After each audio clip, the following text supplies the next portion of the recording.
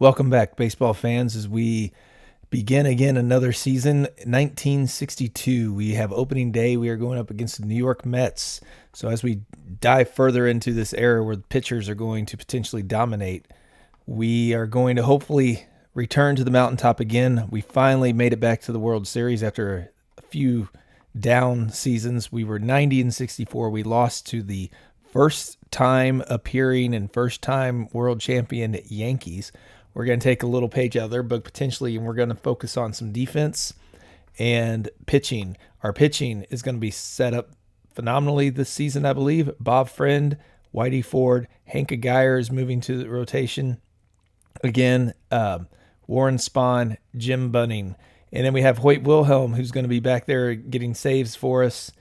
Jim Catt is in the bullpen, ready to come out and start pitching. Lou Burdett is still there. We also have Ray Sadecki ready to potentially move into the rotation if needed. And ballplayer Gonzalez is still back there getting setups and picking up a few saves and wins along the way. As far as our offense goes, our lineup's going to be Veda Pinson again, the reigning MVP. Roberto Clemente is following him up after a phenomenal season. Kim Boyer has been in a prime that is just the best third baseman in baseball right now. Rocky Colavito is going to be providing the power. Roy Sievers, Ed Bailey is a new one that we traded for in the offseason. We traded away Harry Aganis and Ken Sanders to get a catcher since we lost Roy Campanella to retirement. Clete Boyer, Gold Glove shortstop, and Bill Mazeroski at second base, our two defensive middle infielders, are going to hold down the fort there. We also have then, before we kick off the season, we have to take a look at the Hall of Fame inductees going in 1962. Our guy, Hammer Hank Greenberg, is going to be at 98% of the vote on his first year. He had a amazing renaissance from 37 years old and on. Didn't do anything during the war years, but then he finished with his best year potentially power-wise. 489 home runs, 1,900 RBIs, 2,600 hits. In reality, he only had 331, but that is because he did miss 4 seasons due to World War II. And so those seasons didn't do much for him here, but he also played an extra about 9 years that he didn't get in reality, and he was performing at high levels, even though he never got to that 50 home run mark. But he was playing in that time where we were seeing lower home run totals. Lon Warnicki also got in on his third appearance. 232 wins, 116 saves. He led the league in saves one time. Several all-star appearances. He was the reliever of the year in 46 and 54 when he retired. 3.49 ERA, 1,500 strikeouts, 67 WAR. So he did well. Now, Joe Gordon still is not getting in. I'm really shocked and surprised at that. Dom DiMaggio has not gotten in. I thought he would have a better shot potentially, but it's getting kind of tough for him. I don't know if he's going to make it, even though he has those gold gloves.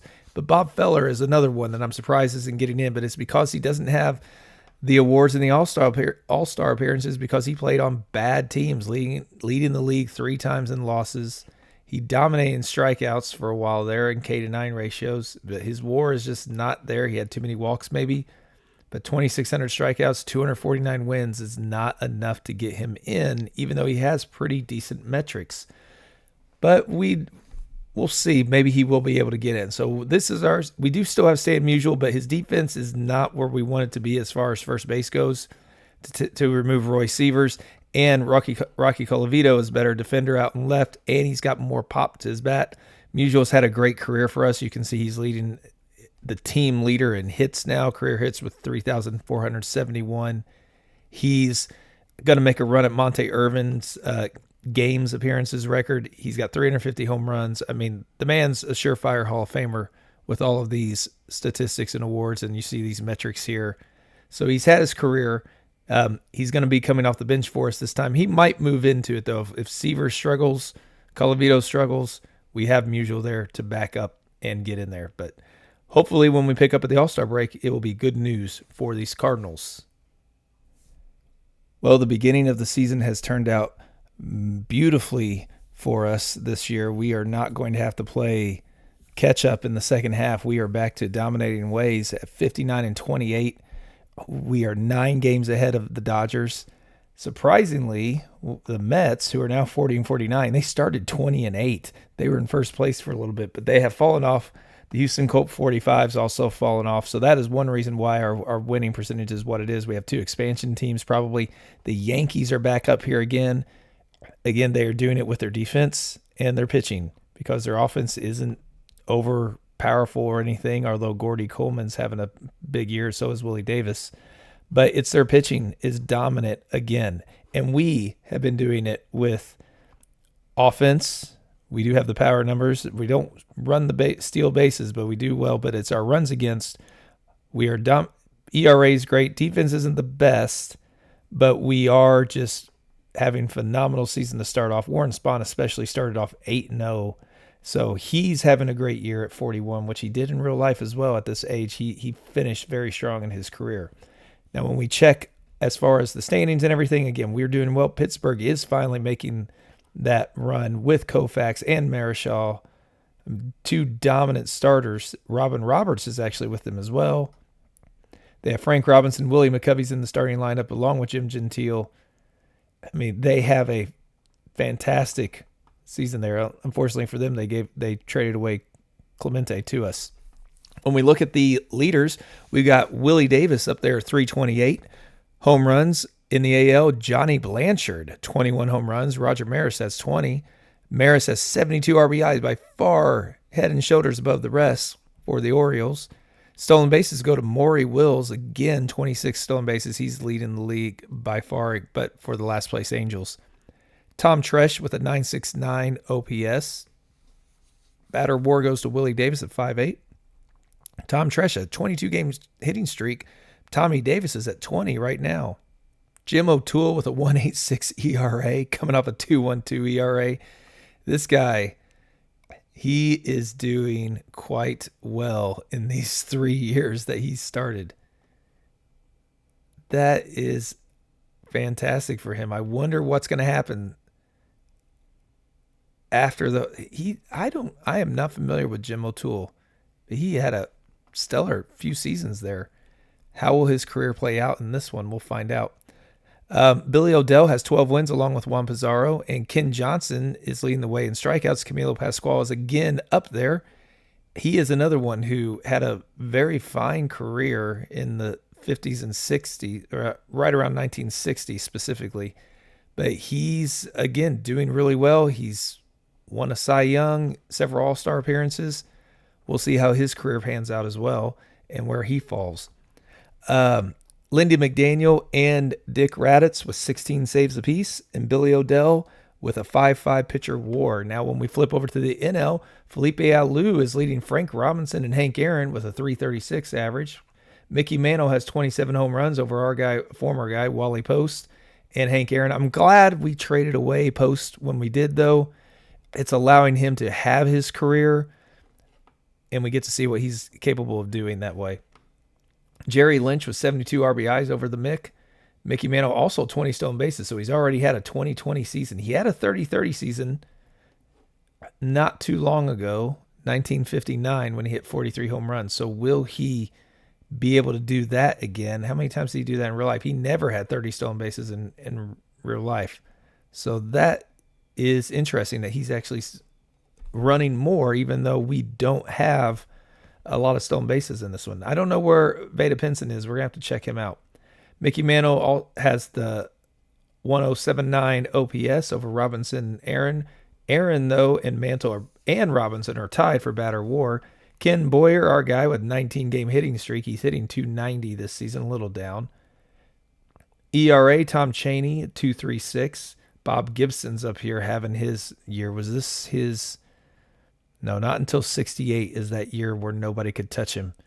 68, 69, and 70. That's where if only we could trade for him and get him. They'll never give him up, though. Bob Friend, Bob Gibson, and Joe Nuxall all have 11 wins. Sandy Koufax with 148 strikeouts leading Gibson and Drysdale.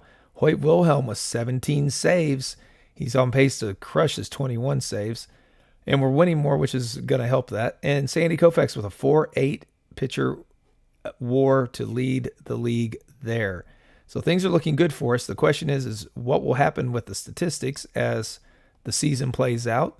Beta Pinson has 17 stolen bases, so he's not that far off. He might have a good run in the second half. Let's take a look at the All-Star teams here first. I've realized I forgot to do this last season. So when we look at the AL, we have Bill Daly, Billy O'Dell with Kansas City getting marked as a starter. Pasquale's back in there. Jack Baldwin for the Senators with 8 saves over Roy Face and Raditz. Smokey Burgess, been a while for him. 1957, yeah, in the 50s, he was doing great for Cleveland, but it's been a while since. He's had a good career, though, so it's not like he's fallen off. It's just he wasn't getting back in the picture for the All-Star games. Norm Cash again. We have Marvin Williams getting the start. Eddie Matthews, 37 home runs last year, 13 this year. Where's he up to? Is he up to 400 yet? He's almost there. He'll get there soon. Will he make a run at Josh Gibson is the question. Tom Tresh at shortstop. Floyd Robinson, Willie Davis, Kurt Flood. Roger Maris gets the start as well. Frank Howard and Ted Strong are up there. Now in the NL, we have Don Drysdale getting the start. We have Whitey Ford, Warren Spahn both making it. Ballplayer Gonzalez, who started off rough, he's there as a great setup man, reliever for us. Hoyt Wilhelm getting it as well. Tom Haller over our guy, Ed Bailey. That has been a good trade for us. His defense is pretty decent. His bat is good. It's better than what Campanella's was at the end of this career. Jim Gentile, our former player as well, over Seaburn, and our guy Roy Sievers is up there. We've got Jackie Robinson getting another start, but he's hurt for 6 weeks, unfortunately. Ken Boyer getting another All-Star appearance. He's been dominating the late 50s to 60s. I think he's got it every single year since 1957. He has as the All-Star. We picked up him at the right time. You've got Al Rosen for the Cubs at 38 years old. Willie McCovey finally getting a chance to show what he can do. Hank Aaron got beat out by Mickey Mantle this year at center field, Hank Aaron. And then we have Frank Robinson beating out Al Kaline for the Dodgers and Felipe Alou. So that's where we stand. We're going to see how the rest of the season shakes out.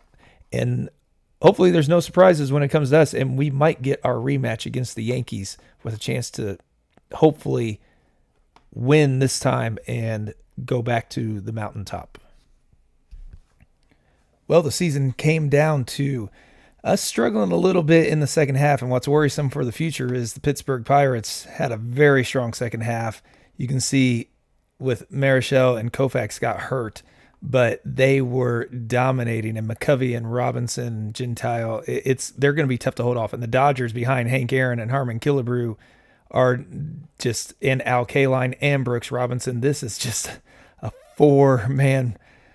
I mean, with the defense, they're going to be very tough. If they can get the pitching, we're in trouble there as well. So hopefully we can hold them off. But we got our rematch against the Yankees. The Yankees, yet again, dominant with defense and pitching. And fourth in runs scored in their league, but we were first in runs scored in ours. It came down to where we're just one game apart. It was a close series, and we won in 7 games to get revenge for last year, also taking home our first title since 1954. This is, I think, the longest drought we've had, 8 years, but we finally got our 10th championship. Started off with a 12-2 loss where I was like, oh, no, we are in trouble. Whitey Ford got beat by his real-life team. But then you'll notice we had Bob Gibson get the win in Game 2. So I went ahead and took a shot for him. We traded away Bob Friend, our league-leading starter, and Ray Sadecki, a potential stud of a starter later on. We were able to get Bob Gibson. So we gave up 2 good starters, but that's because we are loaded with them. So I felt like we could part with them, and he had a great Game 2. We then had Game 3. We won 3-2. Game 4, we won 4-3. I thought we were going to be in control, but then Whitey Ford got banged up again, 11-3. Gibson got banged up in Game 6, 7-2, and we won a 13-inning marathon where Bunning came in for the last 2 innings, 4-2. Ed Bailey, he got his second home run, and what got him MVP, bottom of the 13th, hit a 2-run home run to win the World Series at home. You couldn't ask for more than that. Beta Pinson won the MVP, I'm sorry. But Ed Bailey, you deserved it after that one, but Pinson's the one who walked away with the MVP there. When we look at the standings and the final statistical breakdowns, We have the Angels again finishing last. The Orioles and the Senators and the Twins are all doing okay. I forgot which one. Was it the Orioles that were the new one? The two expansion teams finishing last with the Mets and the Colt 45s, but both winning 60 games. Way better than what the Angels have done so far. AL leaders, Willie Davis did end up winning the batting title at 329. Orlando Cepeda with 43 home runs. Roger Maris with 132 RBIs, well ahead of Gordy Coleman. But this man right here hit 3 home runs in game 1 against us. So that's what scared me. Look at this. Cleveland with a 10-game winning streak to finish the season. That just hurt their draft stock there. Bet their GM was happy about that. Maury Wills with 44 stolen bases leading the league again. Tom Tresh with a 936 OPS. This is down. Willie Davis with the 10-5 batter WAR. Tom Tresh had that 22-game hitting streak. Billy O'Dell, a sub-2 ERA at 1.97. Now, I will say Bob Gibson did struggle with us, while Bob Friend did better with the Phillies. So that was interesting. Hopefully that does not continue the case. Billy O'Dell had 24 wins. Ken Johnson, 217 strikeouts, beating out Harvey Haddix, who's back up there at the age of 37. Dick Radix had 26 saves, and Billy O'Dell with a 9.5 pitcher WAR. When we flip over to the NL, Mickey Mantle won the batting title with 316 average over Robinson, and Joe Torre as a second-year player is just doing phenomenal at catcher. Mickey Mantle also won the home run title with 47 over Post and Mays, and he wins the Triple Crown. The Mick takes it home with a 130 RBIs to win the Triple Crown, beating out Post and Mays yet again. Good to see Wally Post, our guy, having such a good year, though. Stolen bases, Vada Pinson did have storming back in the second half to take it. 36 stolen bases, but Mickey Mantle did have that 30-30 season. Frank Robinson was 1 home run off from doing it. Mickey Mantle head and shoulders above the rest in OPS. Mickey Mantle also 10 at the batter WAR. Frank Malzone ends up with the high hitting streak with 20 games. Our guy, Whitey Ford, a 2.47 ERA, beating out Sandy Koufax, who had the 294 strikeouts, also 21 wins. So he barely missed out on the Triple Crown of pitching. But again, Juan Marichal back there with Koufax, that is a formidable lineup. Bill Henry with 30 saves. We did not have as many going down the end there. And Sandy Koufax with a 10-3 pitcher WAR. Watch out. Pittsburgh's going to be the one to beat coming up. So let's go into the offseason and check out the first-year player draft and the awards. Well, the offseason so far has been good for us and exciting. You will see we have a new leadoff man, Maury Wills. We did make a trade, and who we traded away was we traded away Bill Mazeroski and catcher Tom Satriano for Wills. He was on the trading block, so I thought that would be an upgrade. He is a better hitter than Mazeroski, and he runs the base as well. So now we have him and Vada Pinson up at the top of the lineup to do that. Let's check in before we get to the draft. Let's look at the awards. We will start with the Gold Gloves in the AL. Lino Donoso, Yogi Berra gets another one. It's his 4th one. He hasn't won one since 59. They come in little spurts, it looks like. He missed out on the All-Star game the last couple of seasons, but he's still doing his thing. MVP. Norm Cash getting his 2nd one. He's having his prime right now, his peak. Jim Gilliam, Tommy Davis, Luis Aparicio, Frank Thomas, Kurt Flood, and Ted Strong. In the NL, we had Chuck Estrada, Hal Smith, Andre Rogers, Chico Fernandez, Brooks Robinson, who's going to be winning quite a few there. That's his first one, but he should win a lot. Leo Cardenas, Ed Bushy, Bobby Del Greco, and Al Kaline. Lots of new names showing up here. Al Kaline's winning several of them, but everybody else is new. In the AL for reliever of the year, we have Jack Baldwin with 14 first-place votes over Dick Raditz. So his 22 saves, 1.58 ERA, beat out 1.65 ERA, and 26 saves and 11 wins. He had 16 wins as a closer. Hoyt Wilhelm, unanimously for us, taking it home. 11-10 with 25 saves, 2.83 ERA. A lot of losses. We need to cut down on that one, Hoyt. Silver Sluggers in the AL go to Ray Herbert. Smokey Burgess, at the age of 35, getting back on there.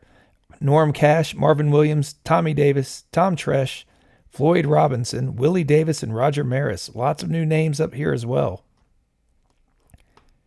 In the NL, we had Frank Baumann, Tom Haller, Jim Gentile, Solly Hemus, Ken Boyer picking up another one, but he is starting to kind of get past his peak, it looks like. He did have a subpar year for him as far as batting average goes, and his WAR was down, but he still had the power numbers. So we'll see how that goes next year. Al Rosen again for the Cubs. He's had 4 now, having a stellar career. Willie McCovey getting in there. Mickey Mantle, of course, and Frank Robinson. In the AL, as far as Rookie of the Year goes, Tom Tresh was able to get it unanimously with a great season for Cleveland, hitting .320 with 29 home runs and 100 RBI. He also had 10 stolen bases, 112 runs. He had 207 hits. In the NL, Tom Chaney with Billy Moran picking up 1 first-place vote. Tom Chaney was 2.58 ERA, 192 strikeouts, 13 wins. Not a bad rookie year for him either. Cy Young goes to Billy O'Dell for the Kansas City A's, beating out his teammate Juan Pizarro. Camilo Pascual yet again up there, but finishing 3rd. So O'Dell 24-4. What a stellar record after going 20-8 last year. Pittsburgh, Sandy Koufax gets it, beating out. Hey, Whitey Ford got 1 from him, so that's good. But Koufax did almost win the the Triple Crown for pitchers. He's going to be winning that quite a bit. Willie Davis gets a unanimous MVP for the Yankees. .329 average, 88 RBIs, 33 stolen bases, 26 home runs, 125 runs. Didn't lead the league in any of those, but he did have a great year. Mickey Mantle with 20 unanimous MVP because, of course, he won the Triple Crown. No surprise there. He was another 30-30 player. Our highest score, Kim Boyer, was up there again. Rocky Colavito and Ed Bailey up there as well. Now, let's go to the first-year player draft. We will be picking 21st. We have lots of teams in front of us. The Mets and the Colt 45s, interestingly enough, are drafting at the end again. I'm not really sure why that is. But instead of drafting up at the top, but I'm not going to complain because it moves us up a little bit. When we look at the draft pool, Cleon Jones looks to be the top batter. Joe Morgan, though, is going to be the top player out of this draft. I don't see many other names that stand out to me, if any, actually. Dave Duncan, as far as pitching coaches go later on for the Cardinals. No one else seems to be standing out. Anybody hiding down there? No, not really. Well, let's see about pitchers. Johnny Hill or Rudy May again. So not a lot. Rick Wise, he had a good career. Rick Wise, he might be. Is he the one who homered in back-to-back games? Or no hitter and a home run? I can't remember. He has some fact about him that's pretty interesting. I don't remember what it is. I have to check that out. Okay, let's see. Let's go to our draft and let's find out. So we go 21st. Let's see who's going before us. Let's go to the all players list. I'm assuming Joe Morgan's going to be going first or second, but let's see who the Angels are going to take. They're taking Joe Morgan, as they should. The Cubs are going to take Reggie Smith. Cleon Jones goes to the Orioles. Tigers take Rico Petrocelli. Rudy May for the Twins. John Hiller for the Senators. Jay Johnston for the Phillies. Red Sox take Bobby Tolan. George Boomer Scott goes to the Orioles. Alex Johnson for the Braves. Dick Mortimer Snurd Selma. What a nickname. To the White Sox. Giants take Tony Conigliaro. Billy McCool to the Pirates. Fritz Peterson to the Reds. Dave Roberts to the White Sox. Rick Wise. I was hoping he would slip to us. He's the only name that I kind of recognized, and I wanted to go for him so I could look up that fact about him. Cleveland takes Johnny Briggs. Luke Walker to the Pirates. Johnny Gilner to the A's. Roy Foster to the Yankees. They're saying we should take Walt No-Neck Williams. Not a lot of power for an outfielder. He's got a good arm, though. Didn't really have a career. So don't know that he's somebody we want to actually go with. Wes Parker at first base. The problem is there we have Tony Perez, who is just a year or two away from coming up. We could go for catcher, though. We are thin on catchers. And he's a serviceable one, Jerry Grote. Let's see. What about pitchers? Dick Bosman. No, we have plenty of pitching help, I believe. We are thin on bats. So we definitely are going to go that. We're going to go Jerry Grope, or do we go for Dave Duncan? He's not going to be our pitching coach, so I don't think he's worth taking. We're going to look to the future here. What about Ed Kirkpatrick? They're both about the same.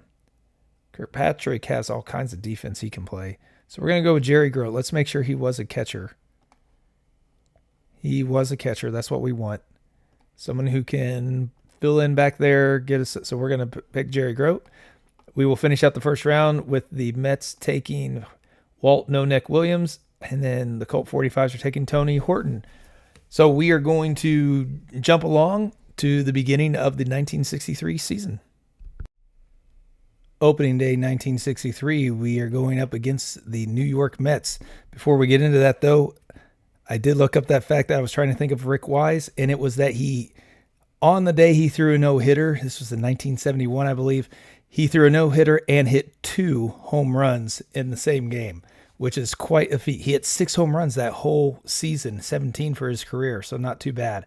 We are ready to go to defend our title. We have Whitey Ford, Bob Gibson, Jim Bunning, Warren Spahn, and Hank Aguirre in our rotation. Hoyt Wilhelm's back here again to close things down. Jim Katz ready to go into the rotation if chance becomes available. We have Maury Wills, Veda Pinson, Roberto Clemente, Rocky Colavito, Ed Bailey, Ken Boyer moving down the lineup right now. Stan Musial is back in at first. He might be a liability at defense, but Severs has dropped off.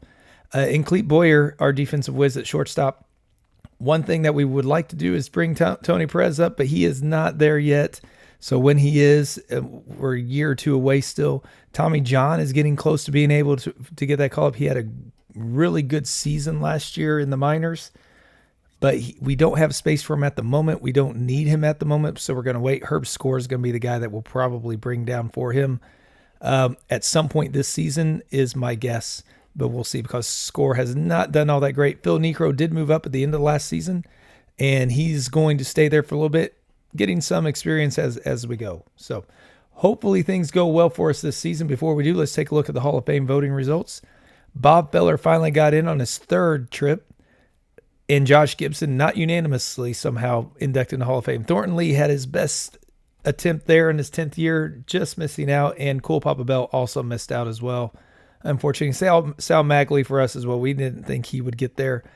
Kind of disappointed that Cool Papa Bell and Thornton Lee didn't make it, but everybody else. And Jumbo Brown deserves to get in as well, in my opinion, for what he did as a reliever. And Joe Gordon, amazing to me that he's not getting in based off of how dominant he was.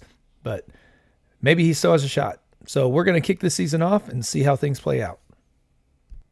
Well, at the midway point, things are going okay for us. We've been on a hot streak. We won 12 in a row, May into June, to come back to 3 games behind. We were struggling below 500 for a while. The Dodgers have been struggling as well, but they too have gotten a little hot. Phillies have the lead right now over the Reds by a half game. They have really come back to the pack. They were dominating early on. We are doing great offensively. Stolen bases are our thing this year, base running for the first time, but our pitching doing okay, but the defense we got a lot of errors. So we got to clean that up.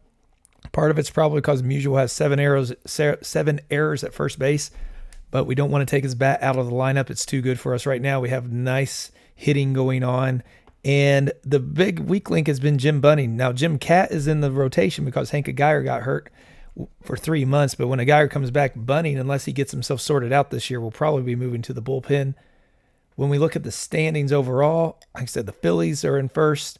They are led by our former guy, Bob Friend, who is 8-4, 3.63 ERA, having a fine career, or fine season. Ron Santo, Joe Torre, Jim Fregosi up there. The White Sox and the Guardians, Cleveland, or Indians at the time, White Sox and Cleveland are tied for first. The Yankees are 2 games back, still a threat to get up there. So let's see as far as the leaders go. Floyd Robinson for Cleveland is hitting 344, up above Dick Grote and Billy Williams. Grote's on the trading block.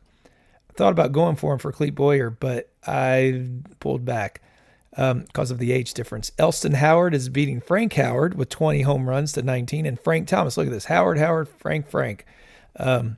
Tom Tresh with 61 RBIs. Tommy Harper with 23 stolen bases. Bobby Doerr with a 9.91 OPS. There is no hitting going on in the American League for the most part. That is crazy, the dominance of pitchers, but we are in that era. Orlando Cepeda has an 18-game hitting streak. Dick Grote, 4.8 batter WAR. ERA, Bob Miller with a 1.85 ERA. Camilo Pascual is up there yet again. Ray Culp and Joe Horland both have 11 wins. Ray Culp also has 115 strikeouts. Roy Face with 19 saves is back up there. Chris Short with a 4.5 pitcher WAR, just kind of coming out of nowhere for this season for the Red Sox. In the NL, let's see if we have any Triple Crown threats. Norm Seaburn with a 342 average is leading the way. Willie Mays is right behind him, hitting 323. I want to see how has he been doing in stolen bases. Nothing above 23. So I don't know that he's going to get to that 338 or not in 660 home runs. He does have a shot at that, that's for sure. He could potentially, he hasn't had that 50 home run season yet. He's had a 44 home run season. So Mays, no doubt he's going to be up there at the end. He is leading the league in home runs by 11, 31-20 over Mantle. He's also 30 RBIs above Rocky Colavito. Mays is definitely going to have a shot at the Triple Crown. It depends on batting average, but nobody's going to catch him elsewhere. No wonder the Reds are up there. He is crushing the ball for them. One-man hitting machine up there.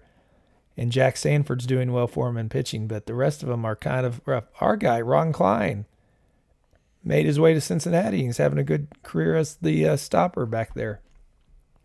Stolen bases, we have the top two, Maury Wills and Vada Pinson, 34 and 21. Our former player, Albie Pearson's up there as well. Good to see him doing well.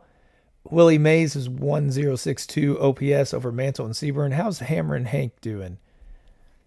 15 home runs this year. What's he up to for his career? 347. Already passed 1,000 RBIs and at 1,000 runs. Killebrew's another one that was a big basher. What's he at? 178. A little bit of ways from his 573, but he's about to hit. He should be hitting his sweet spot right now, but he's a little slow on this season. As far as the pitching, batter WAR goes 6-1 for batter WAR for Mays. Hitting streak 18 games. Clemente was up there with 16. He's hitting 301. Jack Sanford's leading the way, 1.96 ERA, ahead of Koufax and Gary Peters. Koufax, though, has the most wins with 12, and strikeouts 147 over Don Drysdale, his real-life teammate, but he's pitching for Milwaukee in this one, and those are some top teams. Pittsburgh just can't get it together, though. Bobby Shantz, 21 saves, and Koufax with a 6.4 pitcher WAR. I wouldn't sleep on Pittsburgh, though. They had a great second half last year. Juan Marichal, I mean, these are solid pitchers here. They have Jim Gentile, Willie McCovey, if he gets hot, and Frank Robinson. They have the potential. I don't know if they'll get there or not, but we'll find out. Let's check out the All-Star rosters first. So in the AL, Ray Culp, Larry Jackson, who is our starter? Camilo Pascual getting named starter again. Harvey Haddix is back up there yet. How has his career been doing? 193 wins, 2,000 strikeouts. What are his metrics looking like? He's got a shot. He's got the All-Stars appearances to help him. Stu Miller at the closer. Elston Howard beating out Smokey Burgess this time. Orlando Cepeda. Eddie Matthews is there with 12 home runs. He had 23 last year, so he is slowing down a bit. Bobby Doerr, Dick Grote, Jackie Jensen, Willie Davis. Roger Maris did not get the start this season. Floyd Robinson did instead. In the NL, we have Whitey Ford, Sandy Koufax getting the start, and Hoyt Wilhelm as well getting named starter, even 1-5, 12 saves. He needs to clean up those losses. He's blowing some saves there. Ed Bailey for us gets beat out, though, by Joe Torre. Norm Seaburn beats out Killebrew. Maury Wills for us. Ron Santos there. Eddie Broussard. Al Kaline is back in as a starter. Mickey Mantle gets beat out by Willie Mays, but Hank Aaron is also back in as a starter. So good to see. Ken Boyer does not make it this time. He's doing okay. His average has come way down, so he's not the player he was. He's coming out of his prime, obviously. Musial's doing great again, which is fantastic to see. You can see he's leading our team in career games played and hits. I don't think anybody's going to get to home runs right now on this team. Musial is quite a ways away, sitting at 372. He's not going to catch Greenberg. Spahn does have the most wins for our team, though, with 316 now, but he has another 20 or so before he joined us. Lefty Grove has 2,500 strikeouts. I don't think Spahn is going to catch him. He has him total, but there were 240 strikeouts that he had before he got to us, and I don't know. He's not a strikeout pitcher anymore, so we'll see what happens as we go down the final of this season. Hopefully we can make a run at the Phillies and the Reds, and we can pass them and make it back to the World Series. Well, the season came down to the end. We got on a hot streak, and a big part of that was Jim Bunning got himself sorted out, and the pitching just dominated. This might be the most complete team I've ever had. Our only weak spot were errors, and it's probably 142 of them. I'm going to guess Mantle had a lot of those. He had 12 of them. This was just an amazing team, doing everything, winning and everything. But we had to go up against our nemesis, the Yankees, who have made it. Now, they couldn't make it the first 40 years, but then in 1960, 61, 62, and 63, they have won the pennant in the AL, doing it again with pitching and defense, making their way to the World Series yet again. We had to face them. We ended up winning 4-2. We lost the first 2, and I thought it was going to be like 2 seasons ago, but then we came back and won the next 4. Ed Bailey likes to hit home runs in the World Series because he had 3 for us, and they were in the first games. He was fantastic. He had 2 in Game 4, which was great. Bob Gibson shut them down at the end, 4-2 for us to get that last win. Clemente gets the MVP of the World Series, hitting .444 with 7 RBIs and 2 home runs. When we look at the season we had, I mean, Clemente had a good season. Colavito added the power again. Musial had 23 home runs, 99 RBI.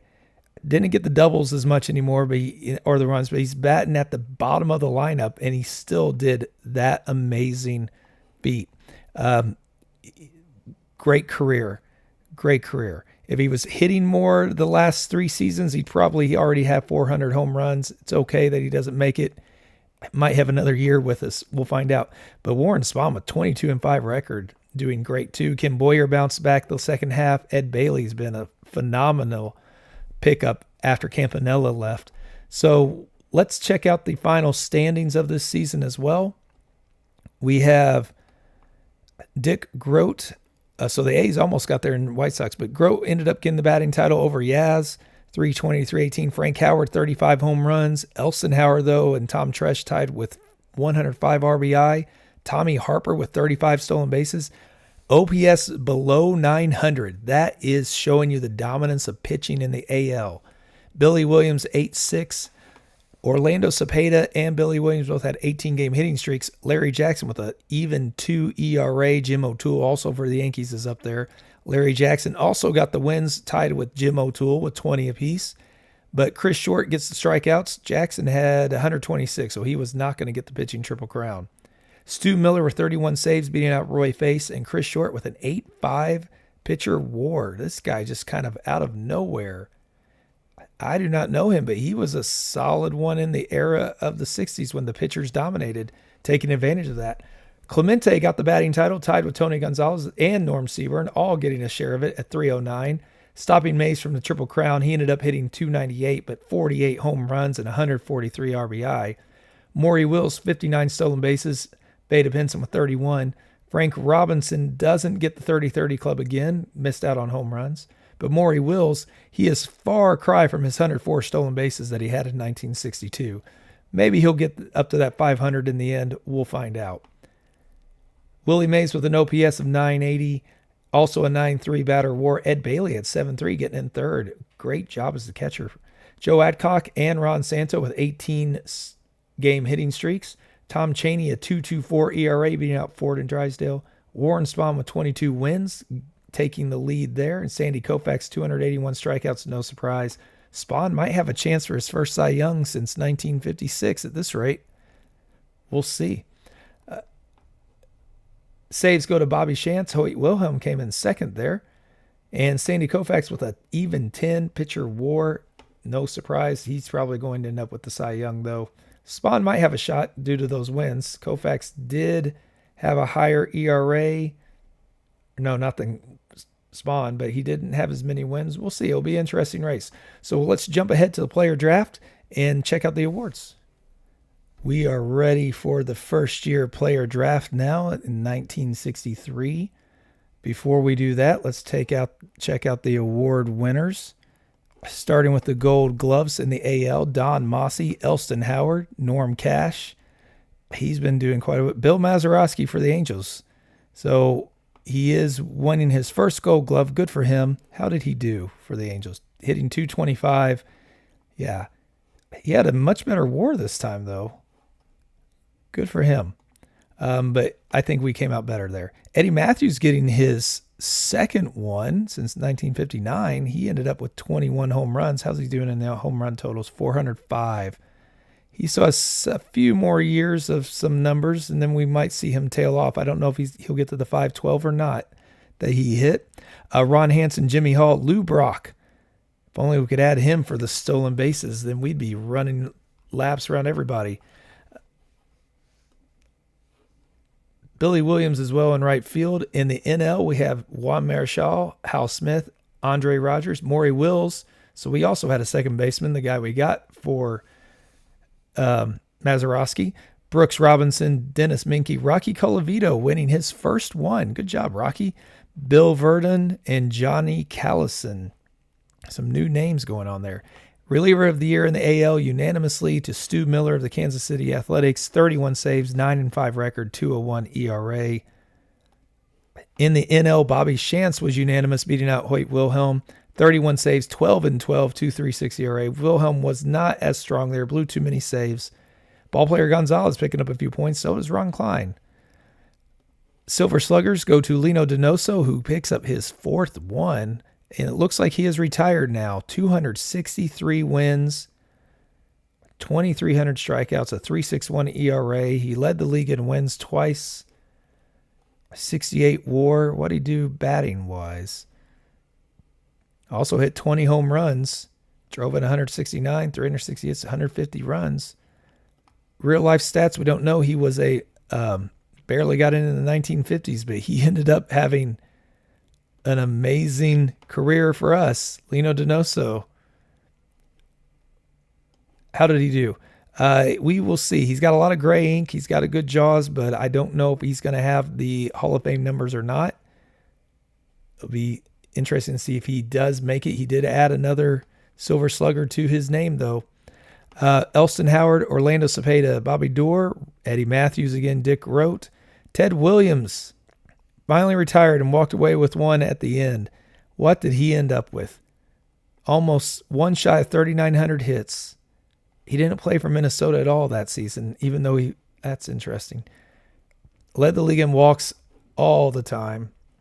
314 average, 165 WAR, 617 home runs, 2,300 RBIs, 2,300 runs scored. We know he did better on all these categories because he didn't miss those seasons for World War II, which were his prime seasons as well, where he was hitting 400 around that time. And he didn't miss the 2 seasons here for Korea. So that is just phenomenal. What did he do? 8 MVPs, 21 Silver Sluggers, 2 World Series, a World Series MVP, 21-time All-Star selection. He is a walk-in Hall of Famer, and he's going to mess up the average of all the Hall of Famers when he does. And then Willie Davis and Billy Williams. In the NL, Warren Spahn getting it with 4 home runs. Ed Bailey getting another one, hitting 300 with 32 home runs. This was a great pickup. Harmon Killebrew at first, Maury Wills, Ron Santo, Jimmy Rayhart, then Al Kaline, Willie Mays, and Hank Aaron. Familiar faces there. AL Rookie of the Year goes to Miguel De La Hoz, 10-6 over Billy and over 4 over Freehan and Culp. 258 average, 16 home runs, and 78 RBI. Fergosi unanimously for the Phillies, hitting 290 at shortstop. Did he steal some bases? Not really. Didn't score a lot of runs either. But he won it nonetheless. Okay, when we look at the Cy Young Award, Larry Jackson unanimously beating out his teammates. 126 strikeouts, but he just shut people down. He didn't need to strike you out like his teammates did. He just had the defense behind him and he used it. Don Drysdale beating out Koufax and Cheney and Ford. Spahn only got 1 point. Drysdale picking it up the Cy Young. MVP goes to Billy Williams of the White Sox, who also, remember, didn't have a lot of stolen bases, but he had 103 runs, 103 RBIs. That's everybody likes those kind of numbers, those beautiful numbers in baseball. They like whenever they match up. Willie Mays beating out. Hey, Ed Bailey got 3 first-place votes against Mays. Is a phenomenal season. We will take that. Congratulations there, Ed Bailey. Now it's time for the first-year player draft. We're going to be picking near the end. We are at the end, basically. We got some compensation picks that push us down even further with San Francisco and the Mets. The Mets also get the first pick. I know who they're going to probably take or who they should. Steve Carlton's out there.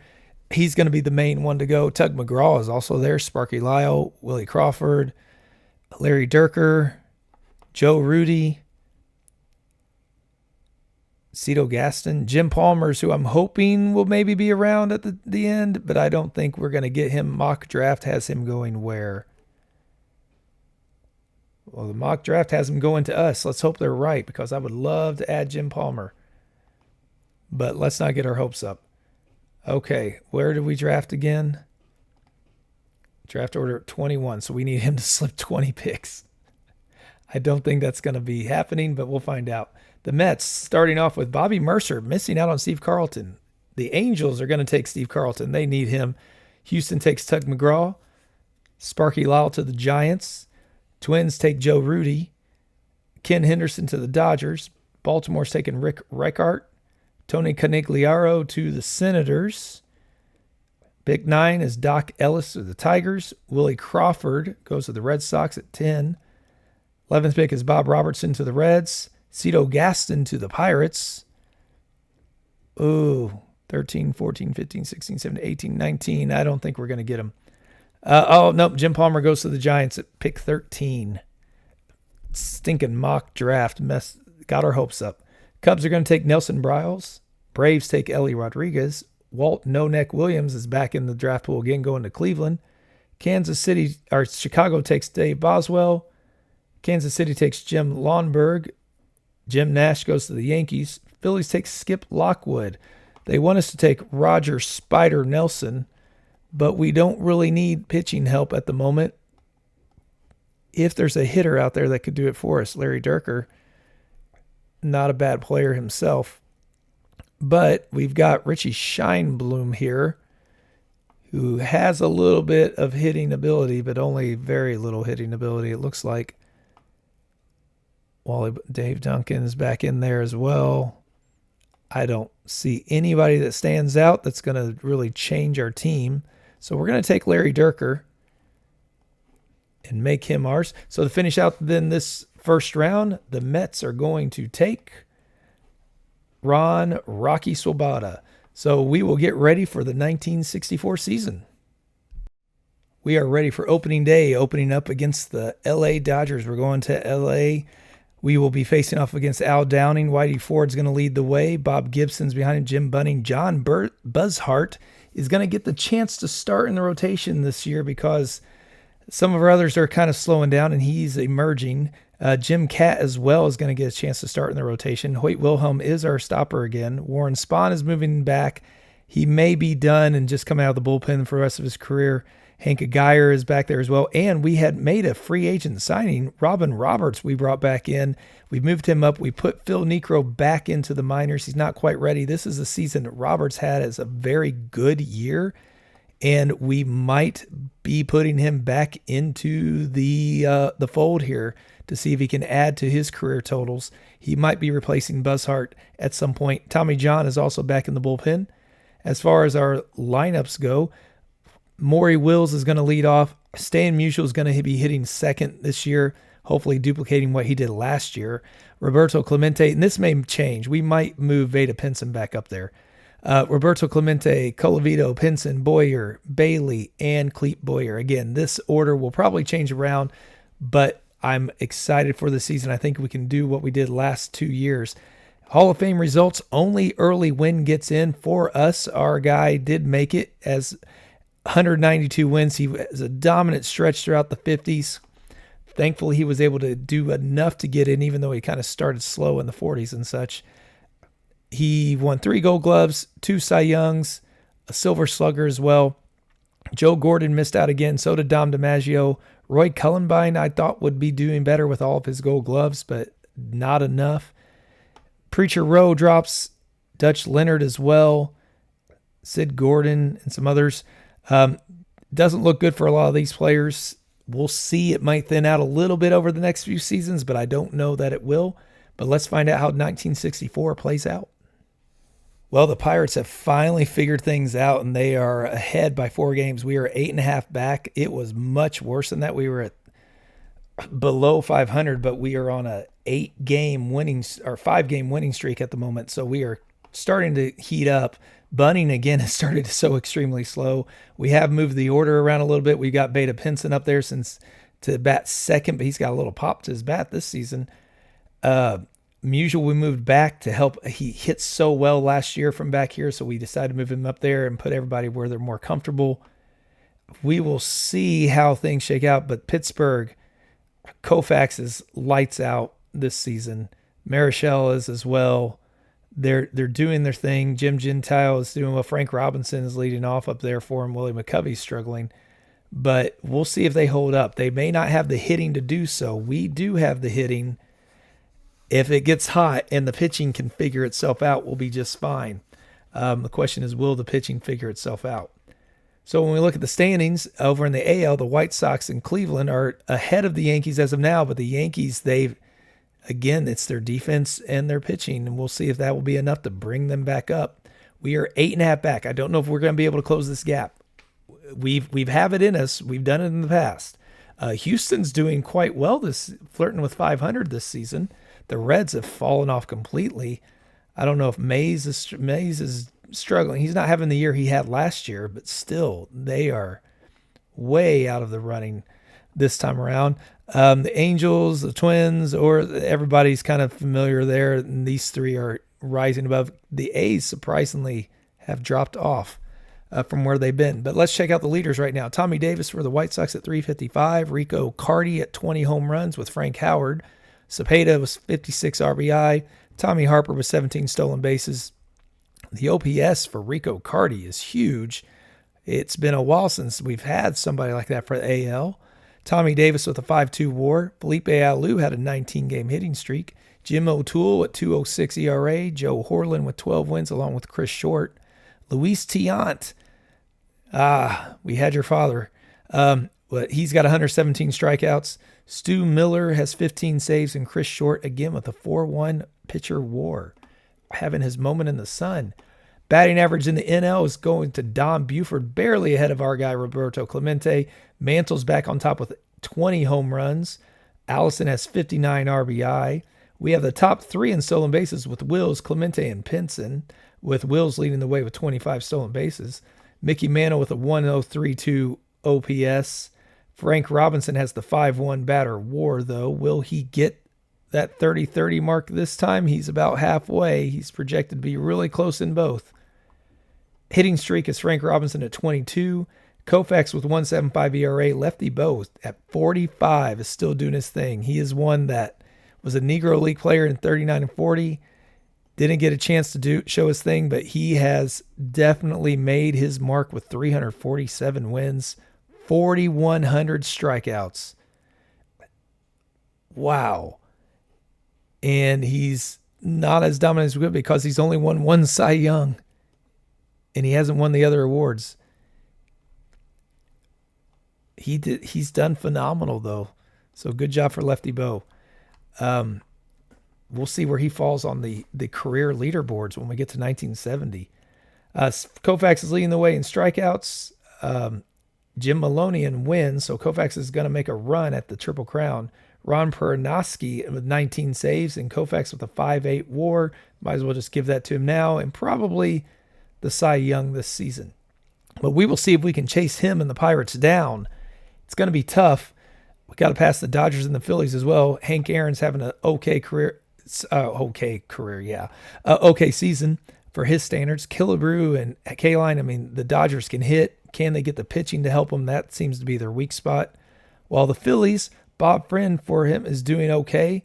But they're just kind of a solid team. So we'll see. I think I like our chances, but we dug ourselves a hole that we got to get out of. Let's check out the All-Star break, the teams before we move on and finish up this season. In the AL, you got Larry Jackson getting the start. Lots of new names up here. Harvey Haddock's making it again. Stu Miller, though, getting the start. Bill Freehan beating out Elson Howard. Cepeda gets the start. Woody Held. Eddie Matthews with his 16 home runs now. He's having an okay season. Wayne Kelsey. Who else we got? Tony Oliva's up there now. Billy Williams, Rico Carty, and Tommy Davis beating out Yastrzemski. In the NL, Bo gets another All-Star. Don Drysdale's named the starter over Koufax. Don Larson for the Cubs, making a comeback. Juan Marichel's up there as well. We don't have any starting pitchers. Hoyt Wilhelm does make it, but Bobby Shantz gets the reliever start. Ed Bailey gets the start at catcher over Joe Torre. Joe Adcock, a familiar face. Felix Mantilla. Kim Boyer's back in there. Loses out to Ron Santo, though. Jim Fergosi over Al Rosen. Clemente gets the start. Mays over Mantle. And Callison gets the start as well. No Hank Aaron this time around. So let's see if we can chase down the Pirates, or will the Pirates get a chance to continue their postseason success? It's been a while since they've been there, but when they've been there, they've been good. Well, the season did not end as we were hoping. We played great. We did make a comeback, 97-65 record, but we had 200-win teams in front of us. The Pirates finally put it all together for the first time in a long time. I mean, Colavito's the only guy who got 100 RBI for us, but we were tied for first for most runs scored, third in runs against. Started to get things sorted out. We did remove Musial and we put Tony Perez in there instead, and he ended up hitting 17 home runs, 43 RBIs. The defense, Musial was just too much of a liability for us. Perez, it's his time to take over and time to shine. When we look at the standings, the Yankees just missed out on making it back to the World Series again. Cleveland beat them with 100 wins exactly. So we had Cleveland versus Pittsburgh going off in the playoffs, and Pittsburgh continued their record, perfect record in our run here. They got their 8th World Series title. They hadn't made an appearance since 1939, 25 years, and they were made it back, won the championship. Cleveland's won 2. They last made it in 1960 and they won, but Frank Robinson led the Pirates to the championship here, getting the MVP. Willie McCovey had 2 home runs. Koufax got beat up a little bit, allowing some home runs to Frank Robinson probably, and then, Robinson got 2 off of him. But it wasn't enough. The Pirates take the championship. Now, to wrap this episode up, we're going to look at our final results here and the awards, and just take a peek at who might be available in the first-year player draft. So Tony Oliva won the batting title in the AL with 334 average. Cepeda had 36 home runs, tied with Tony Oliva again. And Oliva, by 1 RBI, missed out on getting the Triple Crown. Sam Bowens with 110 RBI. Aparicio with 33 stolen bases. Willie Davis, Tommy Harper also up there in the 30s. Rico Carty with a 1.012 OPS. They are back up to hitting the ball in the AL. Dick Allen, 9.2 WAR. Tommy Davis and Oliva both had 21 game hitting streaks. Ray Culp had a 2.41 ERA to lead the league. Chris Short showing back up with 24 wins for the Red Sox. Luis Tiant beating him out, though, for strikeouts. Harvey Haddock's 30 saves, finding that renaissance that we had Hal Newhouser finding. Chris Short with a 9.3 pitcher WAR. So much better than the next one. Amazing. In the NL, Hank Aaron came back to get the batting title, also hitting 22 home runs, 3.48 average, beating out Clemente. Mays found his groove in the second half. We see the Reds finding their way back up a little bit. Mays also led with 41 home runs. Mantle had 40. Only 6 stolen bases this time for Mantle, so Mantle's decided he's not going to run anymore. Mays had 15 stolen bases. Hank Aaron led the league with 123 RBI. Maury Wills, 62 stolen bases, one of the highest we've seen. Beta Pinson, 30 stolen bases. Right behind him, Frank Robinson, again missing out on being 30-30 player. Willie Mays with a 1.011 OPS, beating out Mantle and Aaron. Mays also with a 11-2 batter WAR. Only way you top Aaron's 10.0. Hitting streak went to Clemente with 23. Koufax had the ERA title at 2.28. Whitey Ford ended up with 23 wins. Koufax had 276 strikeouts, though. Peronotsky, 31 saves, along with Tom Qualters, and Koufax with a 9-1 pitcher WAR. Now, when we look at how that translated into the awards, we will find that in the the AL Gold Gloves went to Wilbur Wood, Elston Howard, Norm Cash picking up his 4th one. Hal Lanier, Steve Boros, Ron Hansen, Jimmy Hall, Willie Davis, and Tommy Davis. In the NL, George Brunet, Hal Smith, Andre Rogers, a couple names becoming familiar, Dennis Menke, Brooks Robinson, Cleet Boyer picking up his 3rd one. Good job, Cleet. Richie Ashburn picking up his too many to count. Jackie Brandt and Johnny Callison. In the AL Reliever of the Year by 14 first place votes goes to Turk Lone. 2.36 ERA, only 24 games. Oh, he also pitched for the Angels. Okay. White Sox traded for him, so it makes a little bit more sense. Ended up with 11 wins. Okay, fine. NL reliever Hoyt Wilhelm getting another one with 24 saves, 7.6 record. Now 3 relievers of the year. He definitely has a shot at the Hall. He had his run as a starter for us for 3 years. He's led the league in saves twice, WAR once, wins once. We'll see how he finishes out. Silver Sluggers go to Juan Pizarro, Earl Batty, Cepeda, Woody Held, Dick Allen, Dick Grote, Tony Oliva, Rico Cardi, and Tommy Davis. While the NL, we have Gary Peters, Ed Bailey gets another one. Joe Adcock picks up his 3rd one. Lots of all-stars for the man, though. Dennis Menke, Ron Santo, 23 home runs seems to be a popular number there. Eddie Broussard, Roberto Clemente getting one for us. Willie Mays, another one, no surprise. And Hank Aaron, another one, again, no surprise. Dick Allen beats out Tony Oliva. 2 Red Sox competing. That bodes well for the Red Sox, though. They not only have those 2, they also have Frank Howard up there and Orlando Cepeda. Top 4 batters for sure. And Chris Short, the way he's going, who knows? They like their lefties, though. In the NL, we have Lou Klimchok unanimously with his 19 home runs, 87 RBIs, 276 average, 78 runs. Well, he was enough to win it. Tony Perez didn't play enough, or else I think he would have probably made it. He only started 73 games. There's a good chance he would have taken it if he had a whole season. Chris Short does get the Cy Young over Joe Horlin. And Koufax unanimously taking it over Lefty Bo and Jim Maloney. We did get Gibson and Wilhelm and Ford getting a few points, though. But Koufax, well-deserved, no surprise. Dick Allen, as a rookie. And Tony Oliva, 2 rookies, finishing 1st and 2nd for the MVP in the AL. The Red Sox are hoping that will translate for sure. In the NL, Mays gets another one, beating out Aaron Robinson. Koufax got a vote as well. Our highest finisher was Roberto Clemente, and he was our only one. So let's take a sneak peek at the draft pool to see who's out there. We're going to be picking 19th. There's a lot of talent in this one.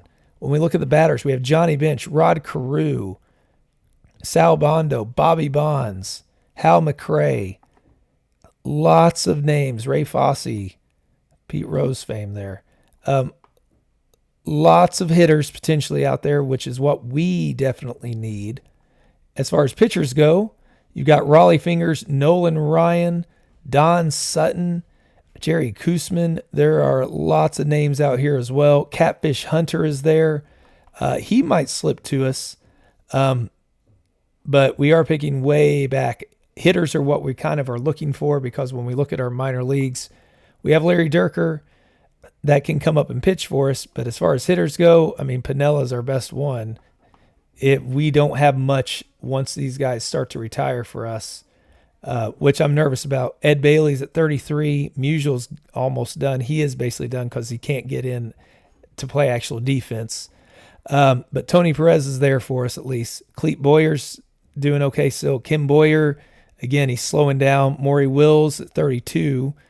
But we do have, Clemente's at 30, Colavito's at 31, so we still have a lot of potential. Jesus Alou can hit the ball, punch hitter, and then Dave Nichols can have a little bit of punch and power. Roy Sievers is pretty much done, though, so we need to find some hitting to go along with this dominant pitching that we could have with Whitey Ford and Gibson and Bunning and Cat and Tommy John and Phil Necro. We have pitching. Question is, can we get the hitting to go and the defense to go along with it, because that was an Achilles heel with all those errors and why Musial lost his starting spot. So thank you again for joining me on this one. If you haven't already and you made it this far, don't forget to click that subscribe button. Like also helps it out, gets more videos out there for people to see, and we will catch you on the next one as we continue this run through the 1960s.